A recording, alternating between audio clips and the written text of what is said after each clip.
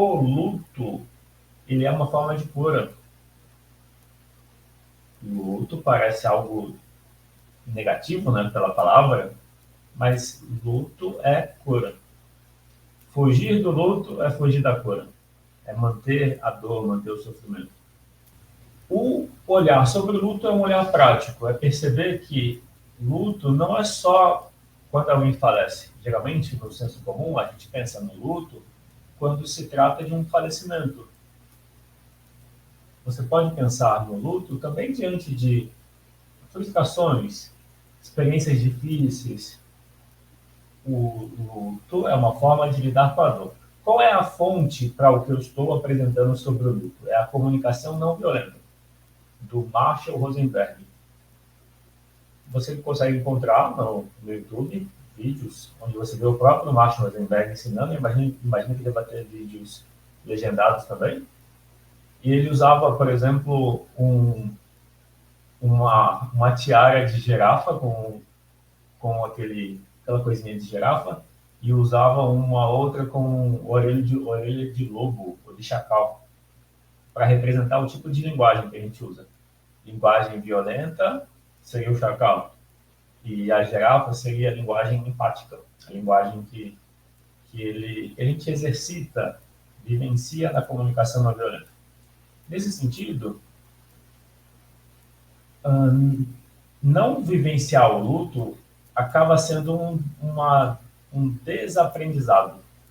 Então, eu vou aprofundar ao longo da aula, eu vou falar um pouco mais sobre a comunicação não violenta, e agora eu vou comentar uma outra experiência que eu tive. Tem eu participei de um workshop de terapia corporal com uma terapeuta inglesa, o nome dela é Momina Jeffs, ou algo parecido. Aqui é o nome sannyasi dela, o nome de seguidor de um guru. O TRE, o nome do workshop era TRE, do inglês, que é Trauma Release Experience, ou Exercise, eu acho que é Experience, ou seja, experiência de liberação do trauma. Não lembro o ano, talvez 2018, 2017, acho que foi começo de 2018 que eu participei. Eu gosto de terapia corporal, eu participei de treinamentos de terapia corporal no Brasil e também fora. Eu fui para o Equador em 2020, janeiro de 2020. Eu fui para o Equador, para Vilcabamba, no sul do Equador, para fazer um treinamento de terapia corporal chamado Arum, Toque de Consciência. Esse curso é ministrado por um casal, que é um americano e a esposa dele, eu não lembro de qual país é, mas foram 3 semanas e o enfoque era a questão da consciência pelo toque. Então era uma forma era mais do que uma forma de massagem, como se fosse uma massagem com o objetivo de expandir a consciência, tanto de quem aplica a técnica quanto de quem recebe. Chama-se Arum. Arum é A-R-U-N ou N, eu não lembro. E o nome do facilitador, daqui a pouco eu lembro. Eu estou falando a imagem, eu tenho uma foto com ele. Acho que era no meu Instagram a foto com ele. Ele tem mais de 70 anos de idade. É bem dinâmico. Daqui a pouco eu lembro. Anubuda é o nome dele. Foi bem interessante. Ele foi discípulo do Osho. Ele conviveu o Anubuda, como ele tem 70 anos de idade, deu tempo dele conviver com o Osho. Pelo que eu ouvi da história dele, enquanto o Osho estava doente, ou em algum momento que ele conviveu com o Osho, ele já era terapeuta corporal, massagista, ele fazia massagem no Osho. E nesse processo ele desenvolveu uma abordagem chamada rebalancing, e depois ele avançou para o Arum, como se fosse uma evolução do rebalancing. Por que eu estou falando tudo isso? Esse é o contexto para o que eu vou comentar agora. Esse curso do Trauma Release Experience, exercício de liberação do trauma. Nesse workshop, uma das coisas que eu vivenciei e aprendi, e eu achei muito interessante, é o nosso corpo tem um mecanismo de liberar estresse. Trauma, você pode ver o trauma como um estresse muito intenso acumulado. Um estresse acumulado no momento, um estresse muito grande, você pode entender como um trauma, um susto. O corpo, naturalmente, treme. O tremor no corpo é uma forma que o corpo tem de liberar o estresse. de liberar a tensão. Então, naturalmente, existe esse mecanismo na gente. Só que o nosso intelecto, a nossa mente racional, interfere nisso. E aí a gente acha que o tremor é errado, ou desconforto, ou a gente tensiona e inibe um mecanismo natural do corpo. Por isso que eu falei que lidar com o luto é um reaprendizado. Esse reaprendizado é um reconhecer o que é natural. Então, eu estou fazendo um paralelo entre lidar com o estresse, com um trauma e um mecanismo natural do corpo, que é o corpo treme, e nesse tremor, o corpo libera o estresse, a tensão, o susto, a tensão muscular. Nesse workshop, que chamava TRE, Trauma Release Experience, uma coisa que a gente fazia era, no quadril, passa um tendão chamado iliopsoas, que vai da coxa até a coluna, mais ou menos. Esse é o músculo responsável por a gente ficar ereto. Então, uma coisa que diferencia a gente dos outros animais é que a gente anda em duas patas, dois pés. E essa postura vertical, eu imagino que tenha outros fatores, mas um dos fatores para a gente andar na vertical é esse tendão chamado iliopsoas. É esse tal iliopsoas que também chamam de tendão da espiritualidade, que é o que faz a gente andar ereto, sobre as duas pernas.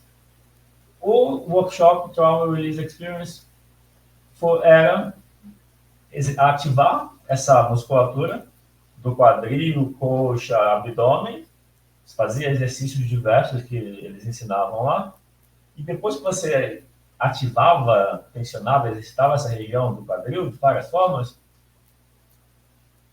o corpo começava a vibrar naturalmente. Olha que simples. Então eu fui para um workshop de 3 horas da noite, acho que foi isso. Acho que também teve sábado o dia todo. E eu achei muito curioso. Então, o Trauma Release Experience é você ativar o corpo, ativar, aí eram movimentos que ativavam, em especial, esse tendão. Chama de tendão, mas pode ser que seja outro nome. Iliopsoas é o nome, sim, se quiser pesquisar no Google. Iliopsoas, tendão ou músculo da espiritualidade, você vai ver que tem um fundamento. Não foi uma invenção da terapeuta inglesa. Mas eu fiquei surpreso com isso pela simplicidade. Eu já sabia que o corpo era simples. O corpo tem um próprio princípio de solução, de resolver problemas. A doença é uma tentativa do corpo de resolver algo que a nossa mente não conseguiu resolver. Essa é outra forma de entender a doença. Aquilo que a gente não resolveu na nossa relação racional, emocional, aquilo que a gente não conseguiu digerir, processar, resolver, o corpo somatiza. A somatização, você pode conectar isso com a mesma coisa como doença psicossomática. É o corpo tentando resolver no nível físico. Não conseguiu resolver no nível do pensamento e emoção, pensamento e sentimento, então vai para o corpo, convidando a gente a uma mudança de comportamento, de postura, de relação com a gente mesmo. Não acontece muitas vezes que, diante da morte, alguém muda por completo a maneira de agir e passa a ter uma vida com mais qualidade, com mais autocuidado e cuidado dos outros? Isso não acontece? Você conhece, já ouviu história de alguém assim? Então, muitas vezes, a doença é como se fosse um recurso para essa consciência, para essa inteligência maior que é a gente, para fazer o nosso eu, o ego, se flexibilizar. Eu vou fazer mais um paralelo. Daqui a pouco eu volto para a comunicação não violenta. Então, agora eu estou explorando a relação do corpo com a consciência, daí a gente expande para a comunicação não violenta. O corpo está sempre presente no agora. O corpo está sempre aqui. A nossa mente nunca está aqui. A nossa mente está sempre no passado ou no futuro. Faz sentido? Consegue observar isso? Percebe você agora. O seu corpo está aqui, certo? O corpo está sempre aqui. O corpo nunca está no ontem.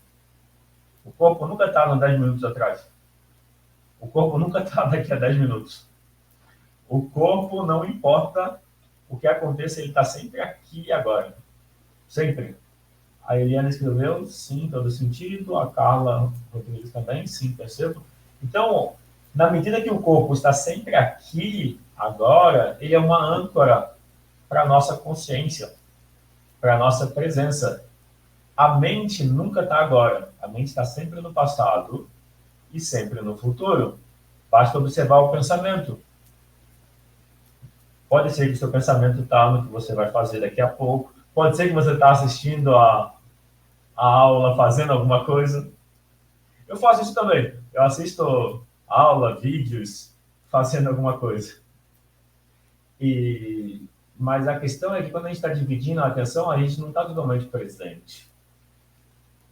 E aí um desafio é a gente exercitar a presença.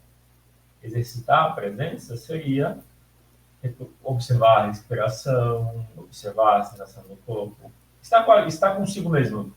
Esse exercício de estar consigo mesmo, observando a respiração, observando o corpo, em alguma medida, aquieta a nossa mente. A gente fica mais presente. E quando a gente está presente, a gente acessa, eu vou chamar de uma sabedoria diferente. Uma sabedoria, um repertório diferente da nossa mente consciente. Como se na presença é onde a intuição acontece. A intuição, os insights. Ao mesmo tempo, lidar melhor com as emoções depende da nossa presença. Porque as emoções estão sempre agora também. Por mais que uma tristeza que não foi bem digerida surgiu numa experiência lá na infância, há 10, 20, 30, 40, 50 anos, por mais que a dor surgiu lá, ela está hoje. Por isso que eu digo que não adianta querer resolver algo no passado se você não está lidando com ele hoje. Lida hoje, cuida e cura da dor que tem hoje. Depois que você lidou, curou e cuidou da dor emocional que tem hoje, daí faz sentido trabalhar outras camadas que não estão hoje, que estão no passado. Mas sempre que você estiver trabalhando com alguma dor emocional, você está fazendo isso agora, não no passado. Então, eu fiz uma conexão entre reconhecer que o corpo tem o seu próprio mecanismo de cura e que o tremor é um exemplo disso. Então, quando você está estressado, ou tomou um susto, ou lidou com alguma coisa que te afetou e você está tremendo, está tudo bem. Você já viu alguém tremendo, querendo parar o tremor? O corpo tremendo, depois de um susto, depois de alguma coisa assim fora do comum, é o movimento natural do corpo liberando o estresse. Os outros animais que são irracionais, diante de uma ameaça, eles tremem. Enquanto o corpo está tremendo, está se liberando o estresse, a tensão. É o próprio mecanismo do corpo para lidar com emoções. Utilizando esse mecanismo para como isso se conecta com o luto, como isso se conecta com a tristeza. Diante da dor, que é a tristeza, o luto e a tristeza são muito próximos. Eu já vou ler, Carlos, o comentário, só vou completar o raciocínio. O luto e a tristeza são muito próximos, muito íntimos. O luto, eu vou chamar o luto de um processo de cura. Eu estou chamando assim. Quando eu falar de luto, me refiro não a ficar de roupa preta e esperar um tempo. Eu não me refiro à formalidade do luto. Eu me refiro ao luto como um processo de autocura. Não sei se você já tinha pensado no luto dessa forma, como eu estou falando, mas esse é o olhar da aula de hoje. Pensar no luto como um processo, como uma experiência de autocura. E é algo que você pode fazer por você. É nesse sentido a questão do luto.